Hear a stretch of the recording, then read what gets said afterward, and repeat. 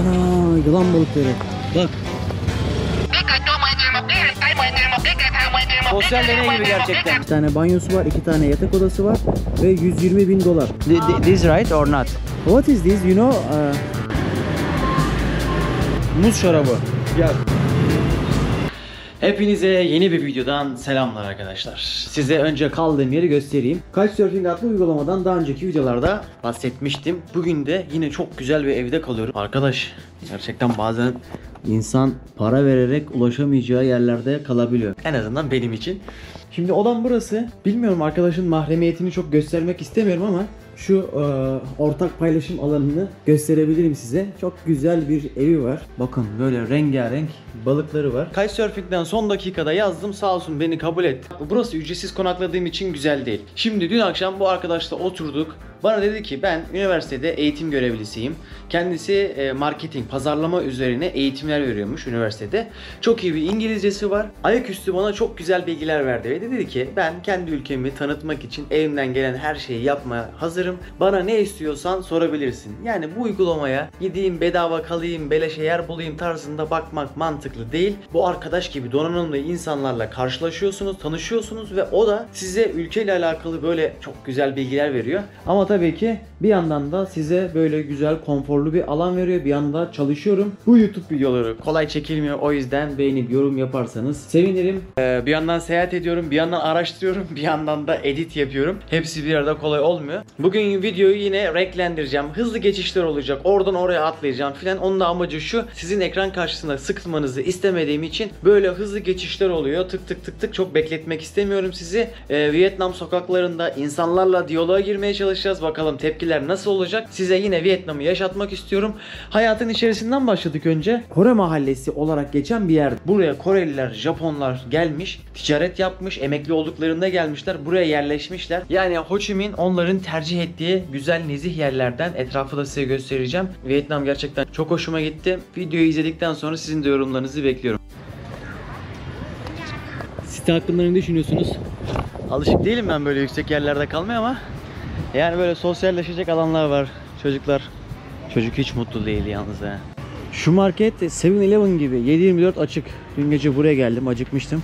Şimdi kıyafetleri vereyim. Hem de ya bir yandan seyahat ediyoruz. Uzun soluklu seyahatlerde gerçekten insan konfor alanını özlüyor. Bazen vuruyor yani, böyle kafeye geliyor, diyorsun ki ya evimde olsam şöyle çamaşırlarımı atsam, içeri istediğim kokuyu koysam. Gerçekten insan bir şeyi yaparken başka bir şeyden mahrum kalıyor diyebilirim. Evet, hayat güzel. Çok duyuyoruz hayat sana güzel falan diye.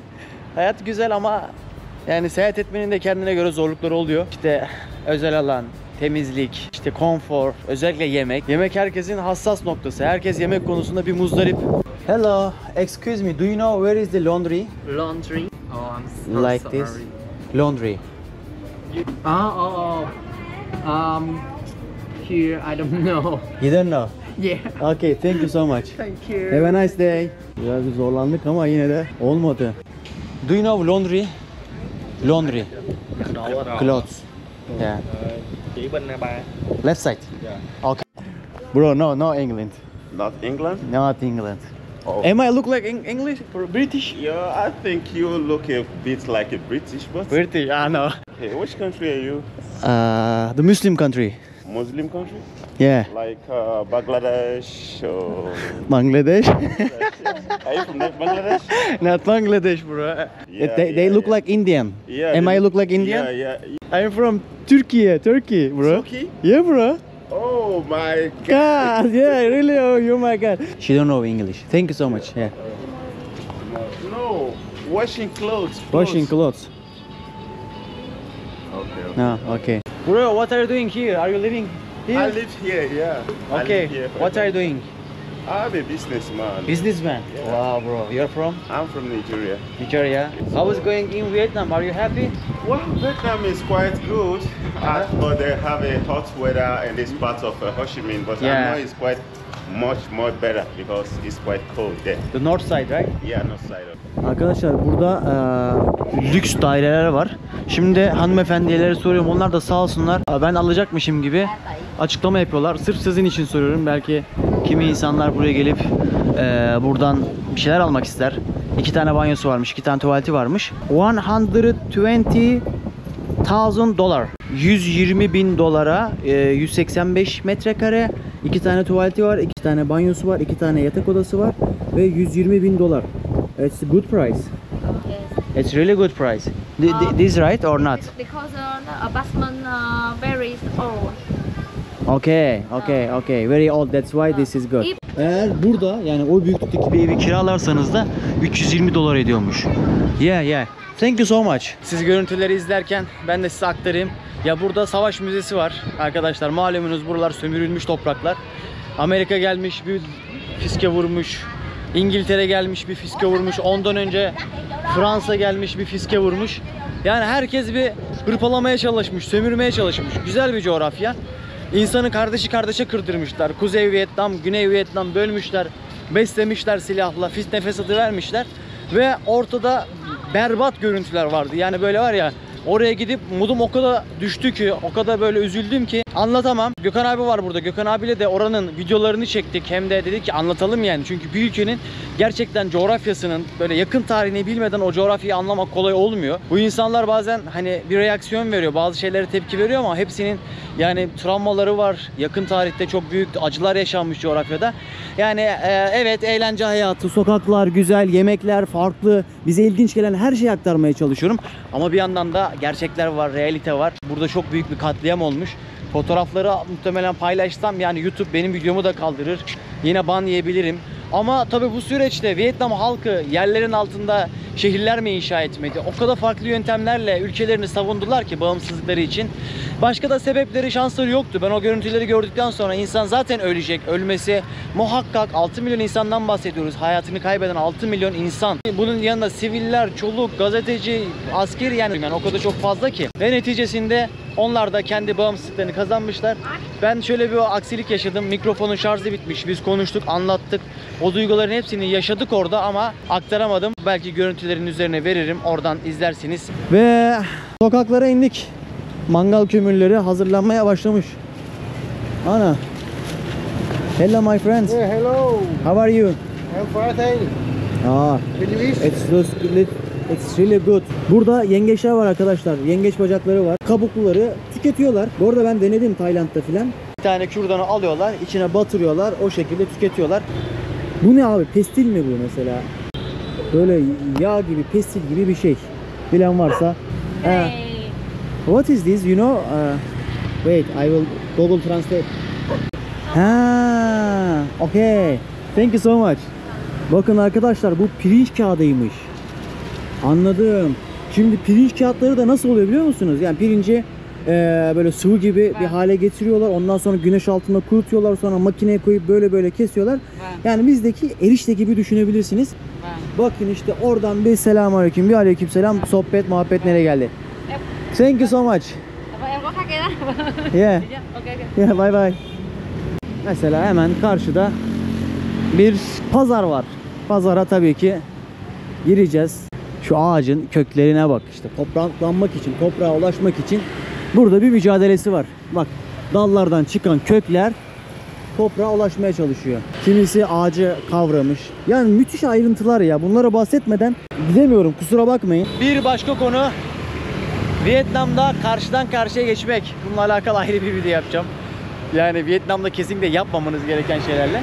Vietnam'da karşıdan karşıya geçerken çok rahat bir şekilde yürümeniz gerekiyor. Çünkü onlar sizi görüyor yani. Mesela ben şu anda yürüyorum ama onlar zaten sizi gördüğü için koşmamanız gerekiyor. Aynı hareketler yapmamanız gerekiyor. Yani Vietnam'da o yüzden demin geçtiğim gibi çok rahat bir şekilde geçersiniz. Onlar sizi görüyor. Yani burada eğer araçların durmasını beklerseniz 1,5-2 gün falan bekleyebilirsiniz. Oo. Yalnız şu var ya, ananaslar o kadar lezzetli ki. Gerçekten çok lezzetli. Oo. Baksanıza burada işte. Ana, yılan balıkları. Bak. Bunlara bak. Hayvan. Hayvan can çekişiyor. Buradaki nehirden çıkan balıklar, karidesler. Bunlar ne balığı acaba? Bakın, bayağı da büyük ha. Ve tabii ki orada ne var? Bunlar nasıl yeniliyor ya? Baksanıza şuna. Şunların herhalde türü değişik gibi. Hayvan ölmüş mü orada, ne yapmış? Bize çok anormal geliyor değil mi? Ama onlara göre çok normal. Ya balığı nasıl temizliyor kardeşim? Làm ba chị nhá.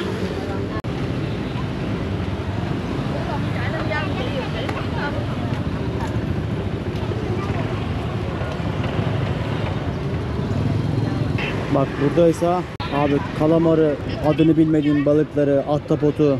Soya çok kullanılıyor burada. Pirinç aynı şekilde. Zaten dünyada en fazla pirinç üretimi olan ülkelerden bir tanesi. Burada da tatlılar, atıştırmalıklar. Pazarda herhalde benden başka kimse yok müşteri.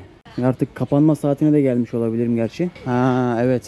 10.000 gördünüz mü arkadaşlar? Onların 10.000'i bizim 14 liramıza tekabül ediyor. Burada bu şekilde işkembe satıyor. Burada da yengeç var. Bu yengeçler hep marine olmuş yengeç. Yengeç bacağı, soya. Domuz kafası herhalde ha bu. Evet, evet, domuz eti. Biraz böyle oluyor bakın. Çok kalın bir yağ hacmi oluyor. Bizim pazarlar vs Vietnam pazarları.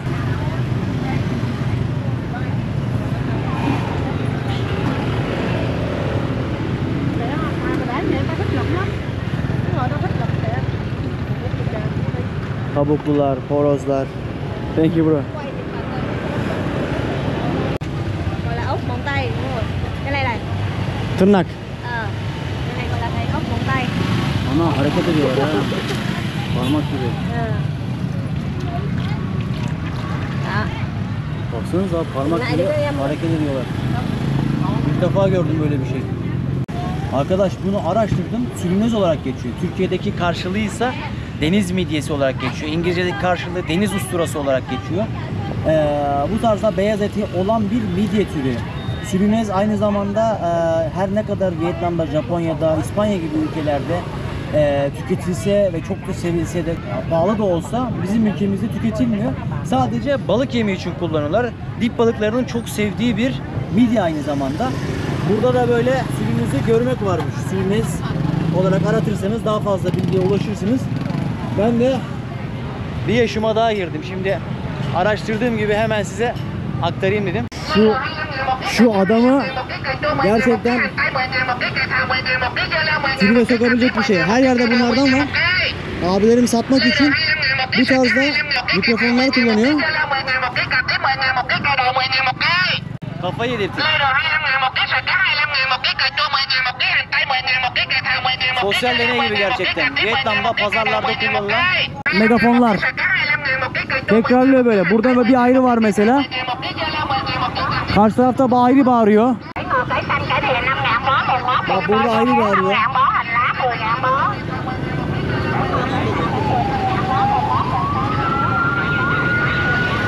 Tamam.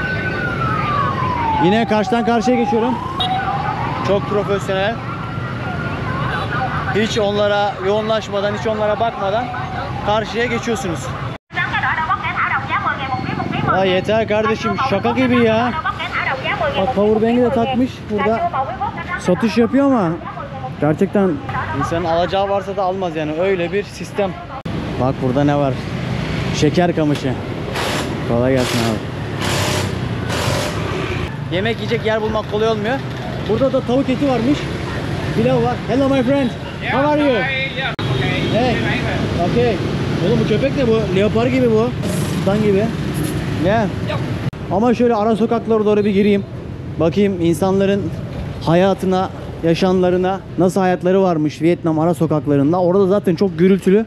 Oh kardeşim afiyet olsun. Berber. Evet. Evler gördüğünüz gibi böyle.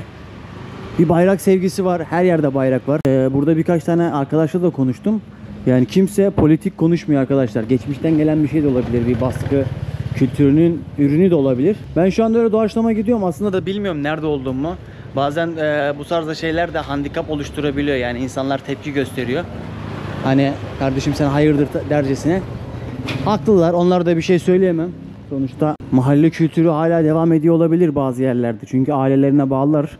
Kültürlerini de muhafaza etmeye çalışıyorlar. Vietnam'ın ara sokakları.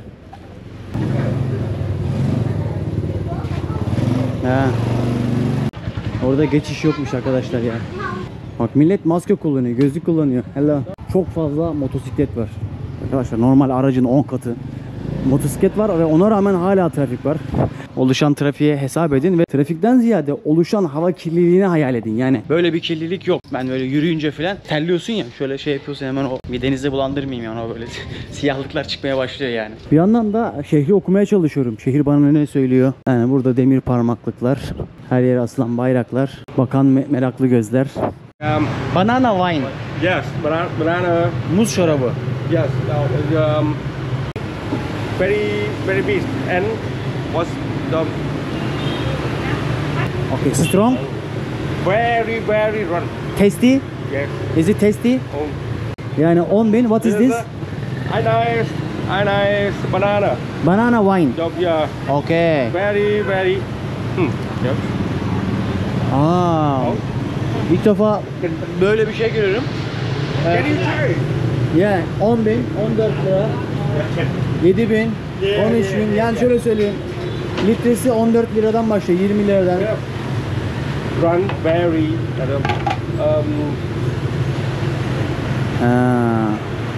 Alkol is alkol. Yes. Okay. Thank you so much. Nice to meet you. Bye bye.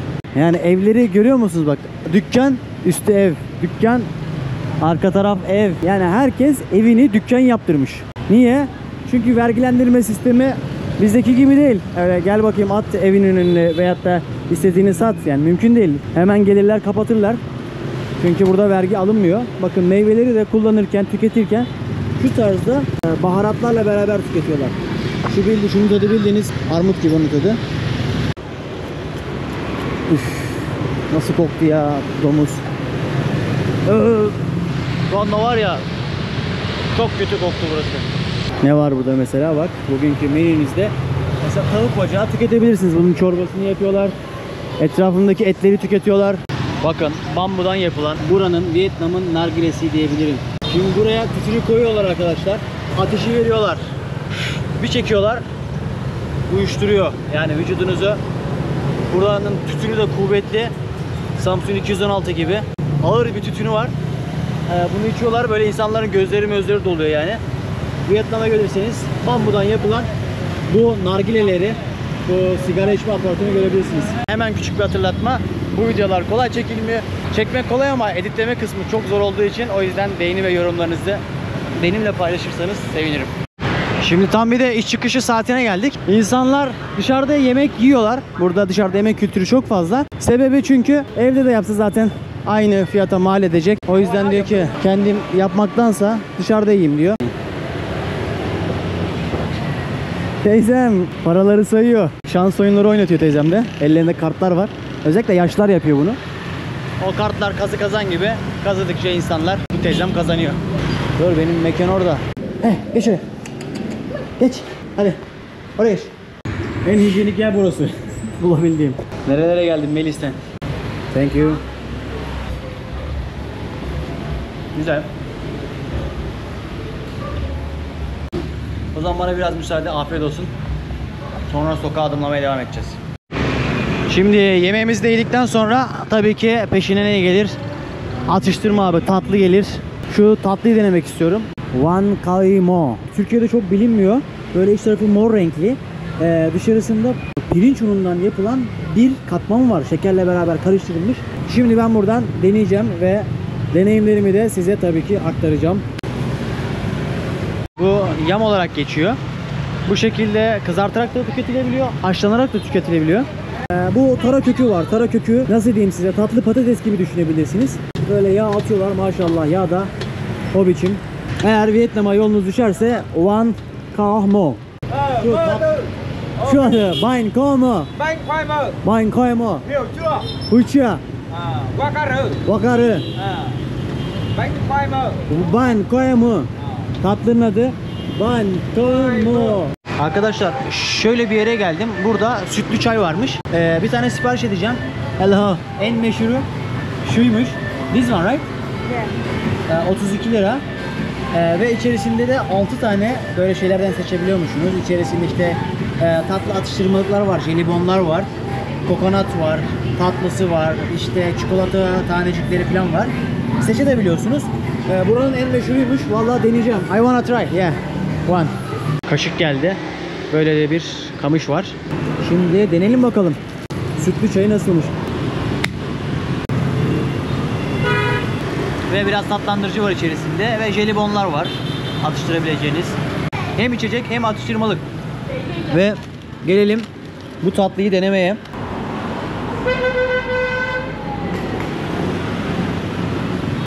Bir defa dışı pirinç unundan dolayı kıtır kıtır. O tatlı bir baharat koymuşlar. O böyle hafif tuzlu bir şey veriyor. İçerisinde de tatlı patates gibi bir püre var. Benim hoşuma gitti. Dökme gibi aynı. Hepsi jelibon gibi ya. Hiç güven vermiyor.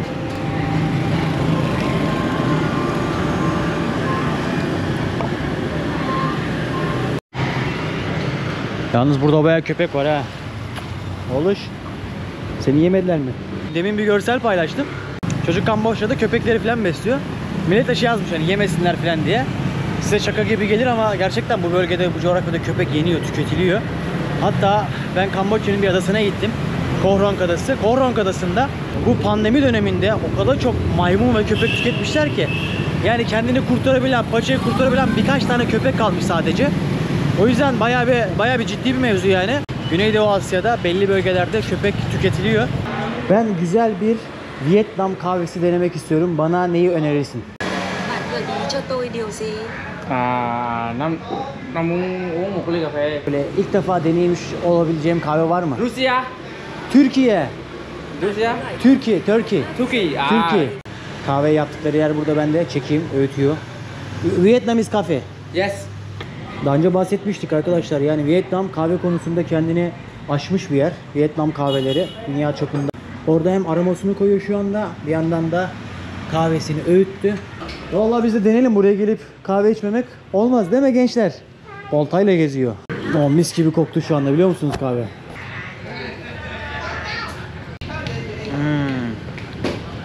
It's good, right?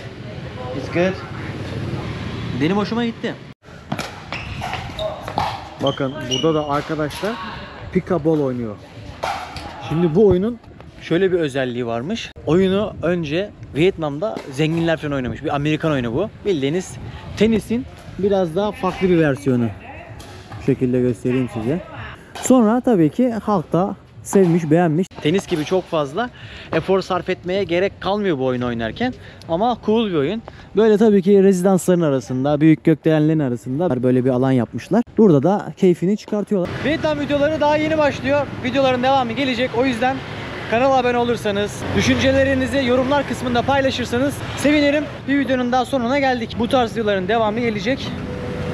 Bir dahaki videoda görüşmek üzere.